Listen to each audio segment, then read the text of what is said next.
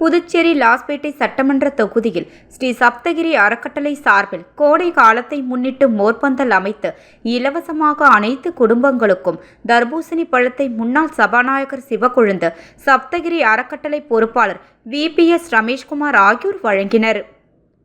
புதுச்சேரி லாஸ்பேட்டை சட்டமன்ற தொகுதியில் நேதாஜி சிலை அருகில் ஸ்ரீ சப்தகிரி அறக்கட்டளை சார்பில் மோர்பந்தல் அமைத்து இலவசமாக அனைத்து குடும்பங்களுக்கும் தர்பூசணி பழம் வழங்கும் விழா நடைபெற்றது.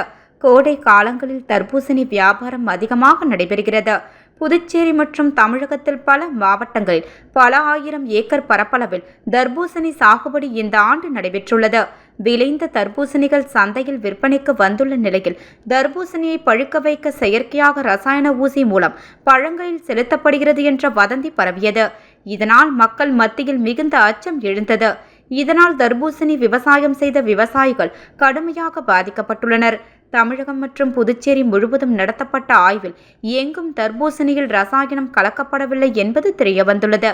எனவே மக்கள் அனைவருக்கும் தரமான சத்துள்ள உணவுகள் கிடைக்க இயற்கையாக விளையும் உணவுப் பொருட்களையும் பழங்களையும் காய்களையும் உணவுக்காக பயன்படுத்த வேண்டும் என்ற நோக்கத்தோடும் விவசாயிகளுக்கு நல்ல வருவாய் ஈட்டித் தரும் வகையில் ஸ்ரீ சப்தகிரி அறக்கட்டளையின் மூலம் விவசாயிகளிடமிருந்து நேரடியாக கொள்முதல் செய்து லாஸ்பேட்டை தொகுதியில் உள்ள அனைத்து குடும்பங்களுக்கும் தர்பூசணி பழத்தை முன்னாள் சபாநாயகரும் சப்தகிரி அறக்கட்டளையின் நிறுவனருமான சப்தகிரி VP சிவக்கொழுந்து மற்றும் சப்தகிரி அறக்கட்டளையின் பொறுப்பாளர் VPS ரமேஷ்குமார் ஆகியோர் பொதுமக்களுக்கு இன்று வழங்கினர்.